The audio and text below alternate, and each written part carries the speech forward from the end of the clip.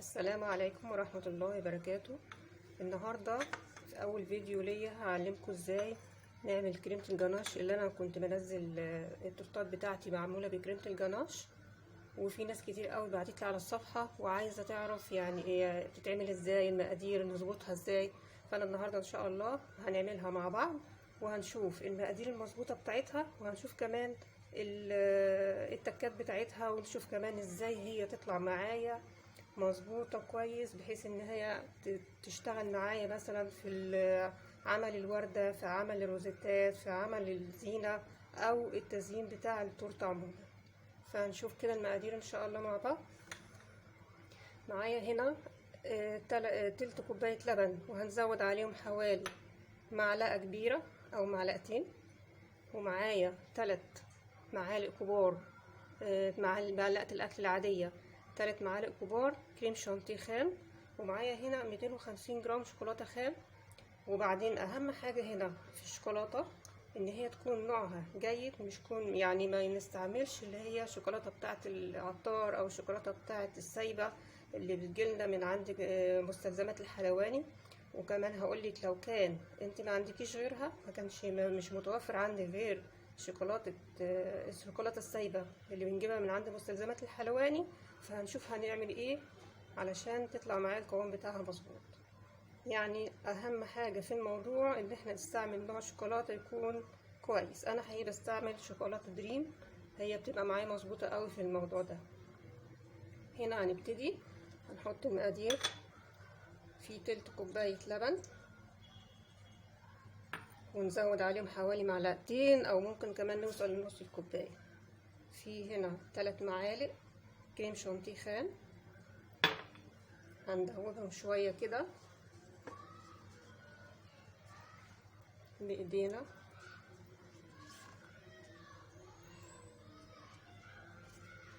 حاول ان انا ادوب شوية قبل ما احطها على النار.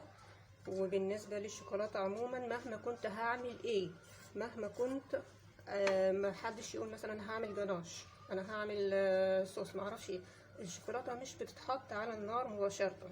يعني يقول انا هدوب شوكولاتة في لبن، انا هدوب شوكولاتة في كريم لباني، فعادي ان انا احطها. لا، مش عادي خالص ان انا احطها على النار، مش هتديني نتيجة حلوة ابدا. احسن حاجة بالنسبة للشوكولاتة مهما كنت هعمل هستعملها في ايه، احسن حاجة ان انا اعملها على حمام مائي. نيجي دلوقتي بقى نحط ده على حمام مائي ونبتدي ندوب فيها الشوكولاتة. بصوا يا جماعة، هنا انا نقلت الكاسرولة هنا على الحمام المائي، وبدوب الكريمة الشانتيه اللي عندي البودرة، بدوبها في اللبن الاول واوصلها لدرجة حرارة معينة، وبعدها هنحط عليها الشوكولاتة. بالنسبة للحمام المائي، كتير قوي ناس بتبعت تسألني على الصفحة تقولي انا بعمل شوكولاتة، انا بسيح شوكولاتة، انا بعمل جناش، معرفش ايه، الشوكولاتة خرجت مني، بقلبها لقيتها كلكعت، مش نافعة، كل الكلام ده. انا بالنسبة للحمام المائي في ليه حاجات كتيرة، يعني ليه احتياطات كتيرة احنا بنعملها.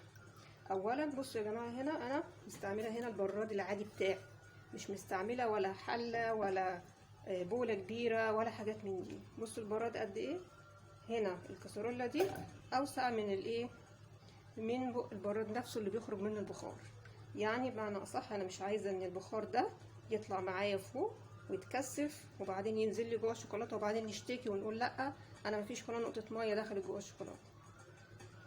دي حاجة. الحاجة التانية ان انا كفاية عليا قوي ان انا المية ما تكونش بتغلي، ممكن تكون سخنة.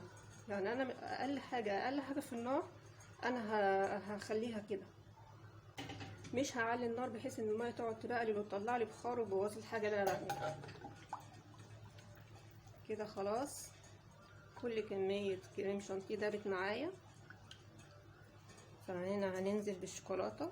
وكمان في حاجة بالنسبة للشوكولاتة، الشوكولاتة هنا ملاحظين كده ان انا مقطعاها قطع كلها احجام متساوية من بعض، يعني ما كسرش اي شكل وخلاص وبعدين يطلع حاجات ناعمة وحاجات كتل كبيرة وصوابع ما اعرفش اجي احطها عشان ادوبها هتلاقي الناعم داب مني الاول، وبعدين هتلاقي الصوابع والكتل الكبيره دي لسه مكلكعه ولسه ما دابتش. فهتعمل انا هتضايق، هقعد اقلب كتير، بعد ما اقلب الاقي فيها اجزاء لسه داخل الجلاش نفسه لسه مكلكعه، بعد ما يبرد مش مظبوطه. فتجنبا للكلام ده كله، انا من الاول احضر الحاجه بتاعتي تكون كلها مظبوطه. هننزل بالشوكولاته.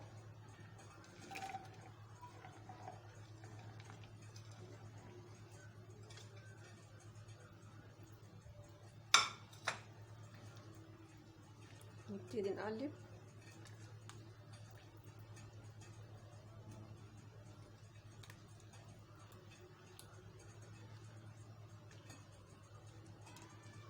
بتدوب بسرعة علشان طبعا هي نوعها كويس. دي شوكولاتة خام، شوكولاتة مطبخ، دي الشوكولاتة باللبن. لو استعملنا شوكولاتة باللبن ونقول هي دي المتوفرة، النتيجة بتاعتنا مش هتطلع مظبوطة قوي، يعني تطلع الكريمة فيها بتمط كده مش بتقطع معايا وانا بعملها بكيس الحلواني خالص.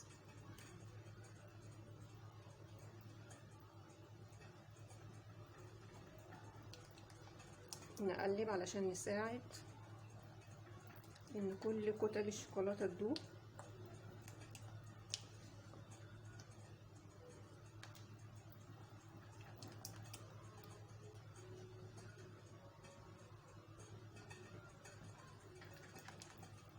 دي كريمة الجناش اللي انا بشتغل بيها التورت بتاعتي، واللي كل الناس سألت عليها. اهي خلاص تمام، مش لازم ان انا افضل على النار على طول، خلاص كفاية كده.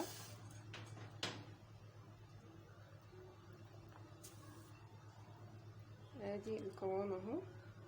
طبعا هي لسه سخنة، بعد ما بتبرد بتتماسك.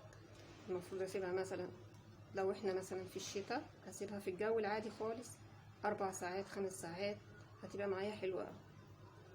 لو احنا في الصيف ممكن هنحطها في التلاجة، ممكن تبيتها تاني يوم، ممكن الكام ساعة دول مفيش مشكلة. المهم هتاخد معاك القوام المظبوط بعد ما تعدي فترة. مش شرط ان انا يعني اقول لا دي مش حلوة وهي لسه سخنة محكمش عليها. ادي القوام بتاعها.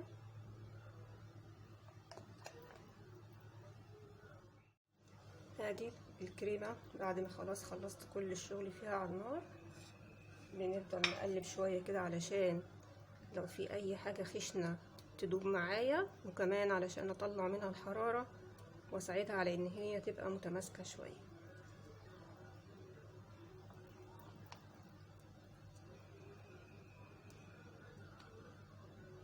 دي كده نسيبها كام ساعة، 4 ساعات لو احنا في الشتاء مثلا، 4 ساعات في الجو العادي. لو احنا في الصيف برضو ال4 ساعات في الصيف هيبقى كويس قوي، هنعرف نشتغل بيها كويس. ادي الكريمة اللي انا عملتها بالنهار، نفس المقدار اللي انا اشتغلت بيه دلوقتي قدامكم هو اداني الكمية دي. يعني انا بالنسبة للتورت، الناس الكتيرة اللي في ناس كتيرة بتسألني على التورتة عاملاها ازاي ومش عارف ايه، بالنسبة للتورت اللي انا بعملها دي بتاخد معايا حوالي مقدار ونص، ولو تورتاية كبيرة شوية بتاخد مقدارين. الاشكال والتزيين اللي انا منزلها على الصفحة دي ماسكة، لان انا كنت حطاها في التلاجة. يعني انا عملتها بالنهار وشلتها في التلاجة، فجيت استعملها لقيتها كده. فانا ممكن ان انا اسيبها في الجو العادي كده شوية ساعة ولا حاجة، وبعدين هحطها في كيس الحلواني واشتغل بيها. في كمان ان انا ممكن اضرب الكريمة دي بالمضرب لما توصل لدرجة الحرارة العادية وتبقى لينة شوية عشان ما تبوظليش المضرب. اضربها بالمضرب شوية، بس هي لما تتضرب بالمضرب يعني لونها هيفتح مش اكتر، واحس ان هي بقت لينة شوية. لكن لما اجي اشتغل بيها في التزيين واعمل الروزتات واعمل الوردات، هلاقيها ان هي رجعت تاني لونها بقى غامق وفيها لمعة مع الحركة ومع حرارة الايد ومع شغلها في الكيس وكده. بلاقيها رجعت تاني معايا، يعني كأني ولا ضربتها ولا اي حاجة. فانا دلوقتي هحطها في كيس حلواني واشتغل بيها قدامكم واشوفها، يعني نشوف مع بعض هي النتيجة بتاعتها هتعمل ايه. دي الكريمه بعد ما حطيتها في كيس الحلواني، هنشتغل بيها دلوقتي في عمل الروزيتا او في عمل التزيين اللي حوالين التورته او في عمل الورده اللي بتشوفوها معايا على الصفحه وفي التورت بتاعتي. لو انا هبتدي اعمل دلوقتي كده، هي جامده شويه لان انا لسه مطلعاها من التلاجة.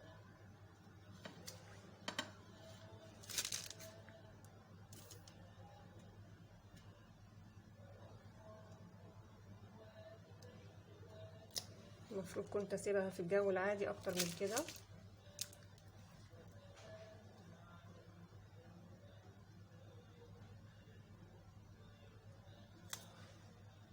والوردة اللي انا بعملها على التورتة ادي شكلها يا جماعة. القمع انا نسيت اوريكم القمع، بس انا عندي واحد تاني. ادي شكل القمع اللي انا بشتغل بيه، قمع روزيتا الكبير ده اللي انا بشتغل بيه. هنعمل هنا الوردة،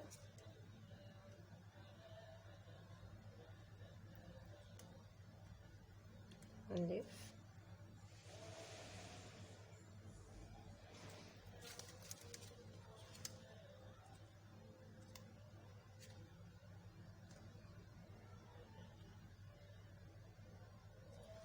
ادي شكل الوردة بتاعتنا اهي.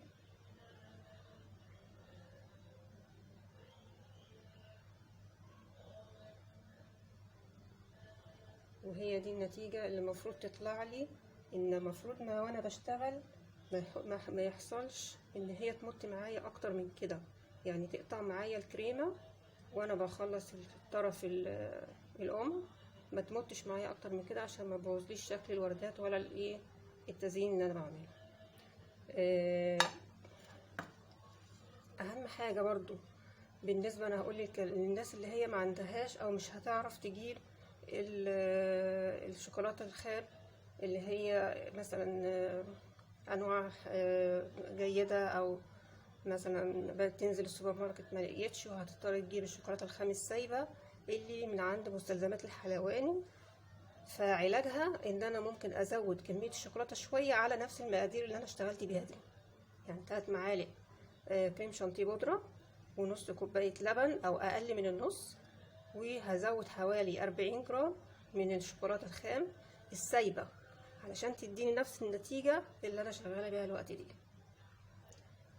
كده يا جماعة. اتمنى ان انا اكون فدتكم بالمعلومات دي، واتمنى ان انتوا تتعلموا من الفيديو ده، وكمان اتمنى ان يعجبكم كل الحاجات اللي انا بعملها.